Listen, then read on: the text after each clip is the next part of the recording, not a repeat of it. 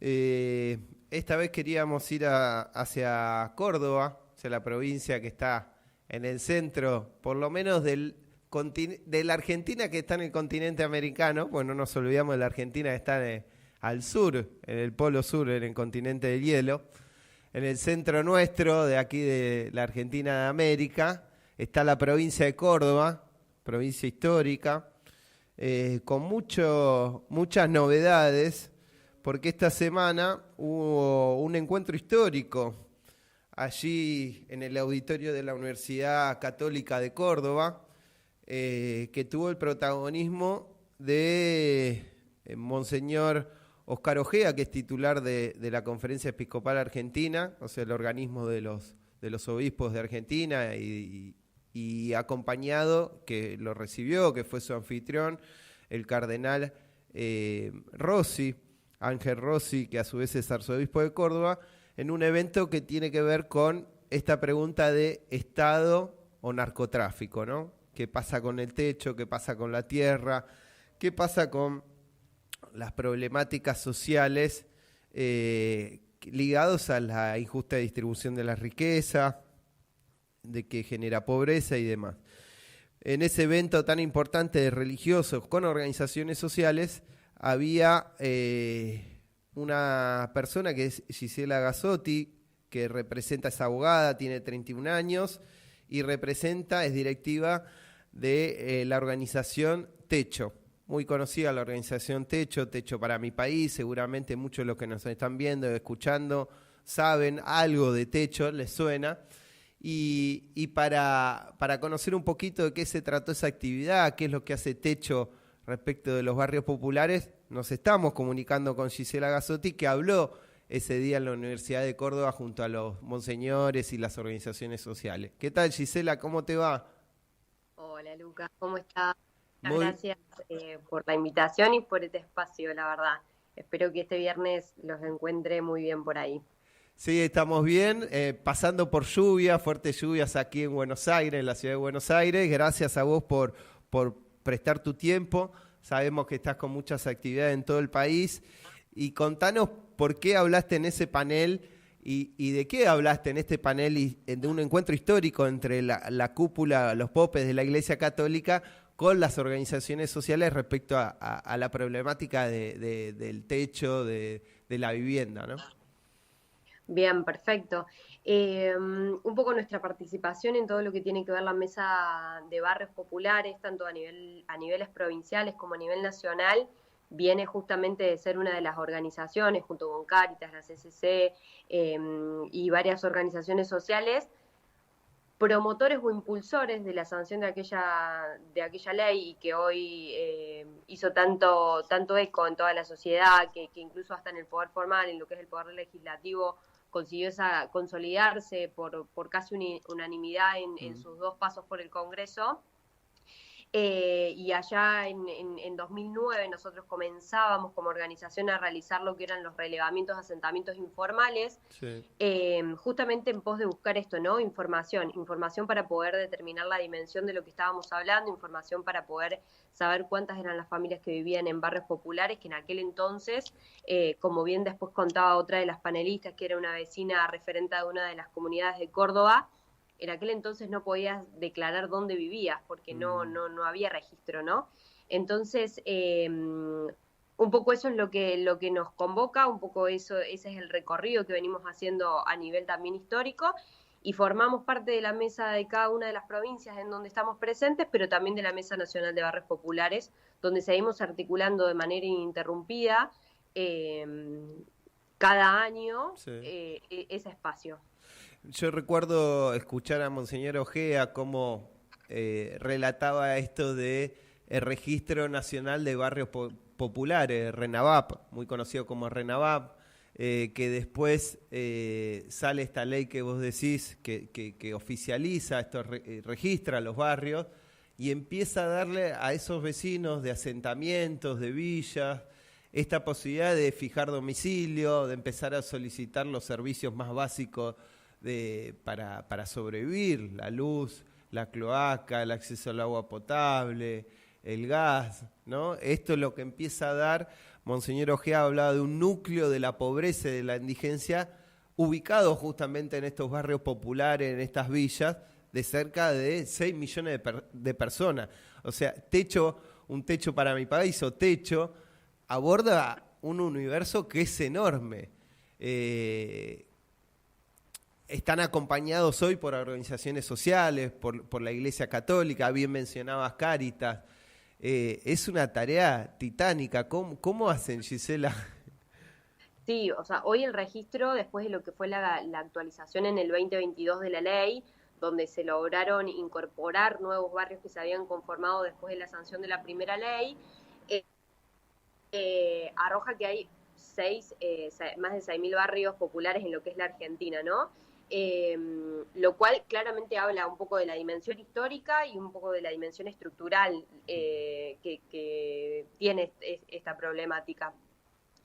Nosotros como organización puntualmente trabajamos en 80 comunidades a nivel Argentina, en 11 provincias de acá del país, donde trabajamos de manera permanente, y también trabajamos en otras provincias. Nosotros le llamamos expansión, que lo que buscamos es articular acciones puntuales para atacar la problemática de la vivienda, sobre todo de la condición de vulnerabilidad extrema, ¿no? Es decir, realmente llegar a las familias que están viviendo en pisos de tierra. Claro. Un poco ese es nuestro lema, que ninguna familia vive en piso de tierra. Entonces tenemos un amplio recorrido, claramente siempre con esta visión, ¿no? Tratar de ser federales y tener presencia en todas las regiones del país para nosotros es muy importante también.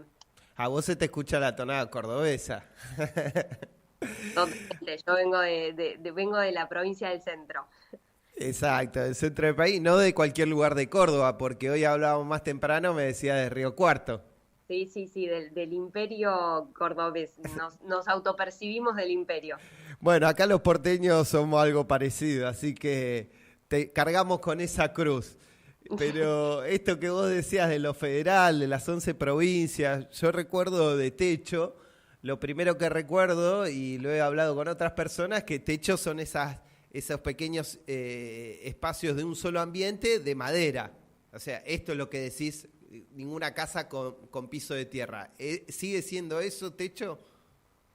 Nosotros tenemos hoy lo que llamamos nuestra vivienda de emergencia, que justamente busca, es ese módulo habitacional de 18 metros cuadrados, que busca atacar puntualmente esa situación que es urgente y que no puede esperar planes de urbanización y de desarrollo, que también son hiper necesarios, y hacia eso apuntamos, sobre todo hacia eso apunta la ley, ¿no? Cuando los declara los barrios de interés público, cuando pide la expropiación por parte del Estado Nacional de esos barrios para poder formalizarlos, urbanizarlos.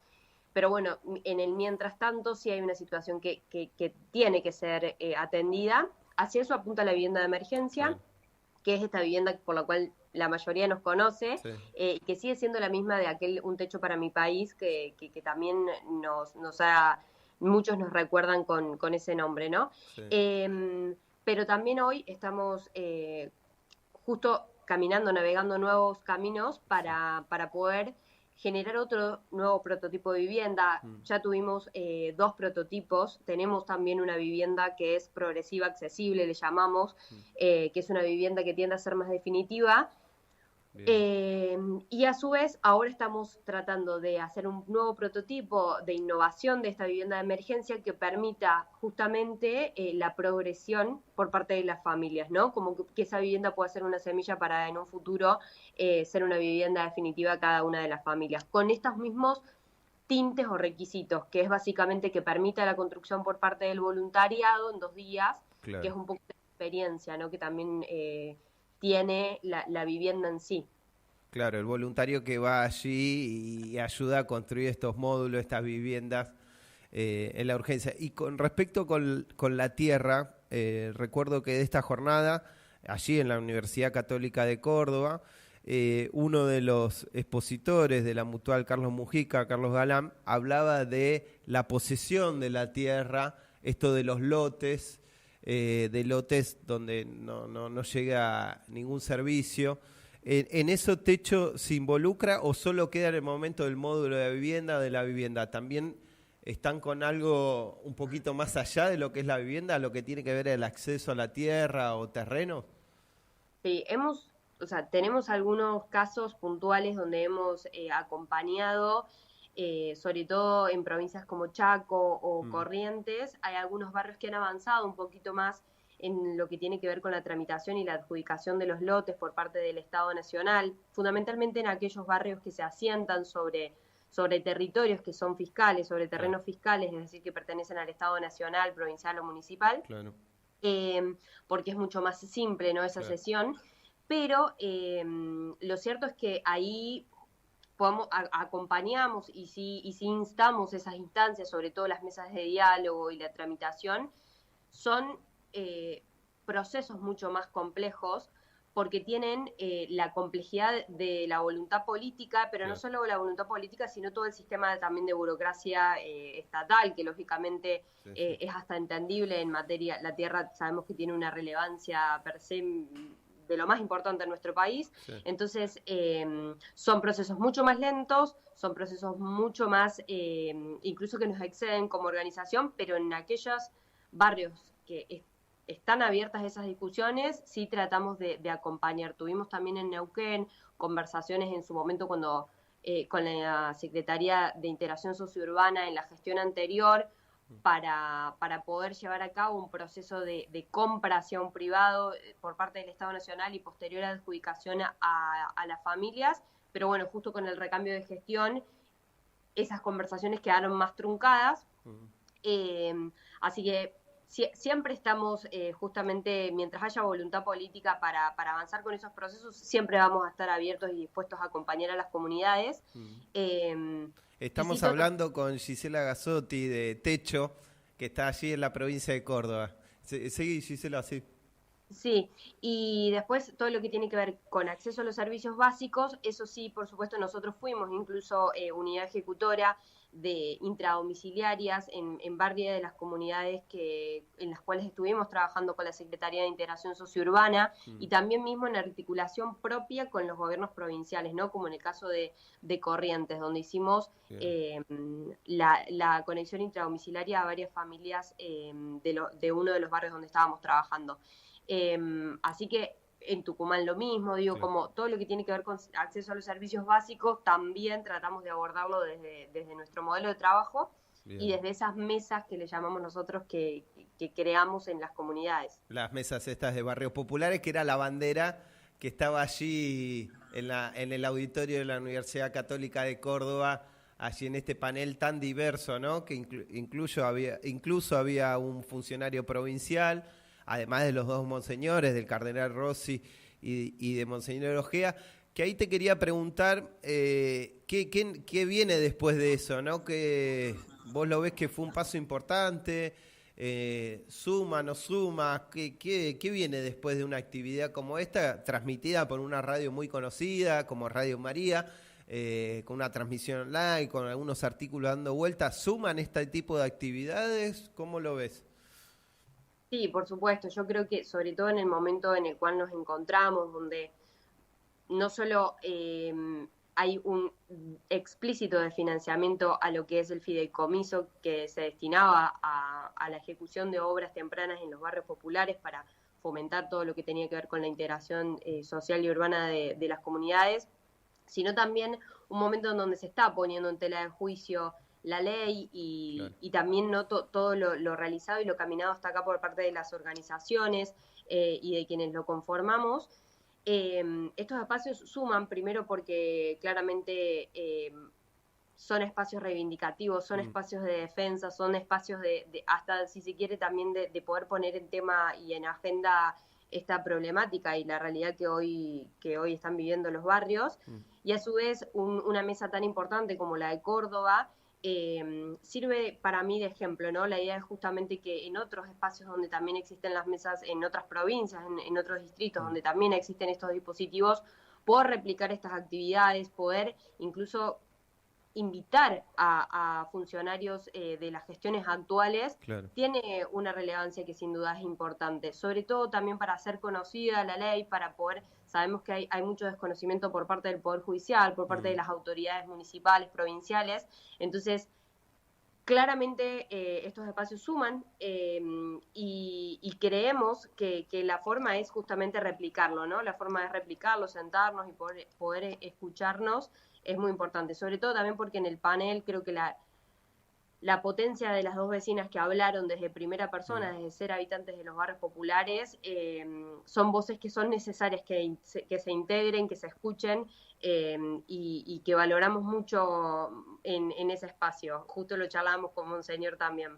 El clamor de los pobres que nos pide el Papa escuchar, que muchas veces está tapado, que no se quiere mostrar en este tipo de actividades, que no fue la primera, no fue la única ni la primera, sino que ya recuerdo que a fines de junio se había hecho una mesa similar aquí en un barrio popular de Quilmes, aquí en el conurbano bonaerense.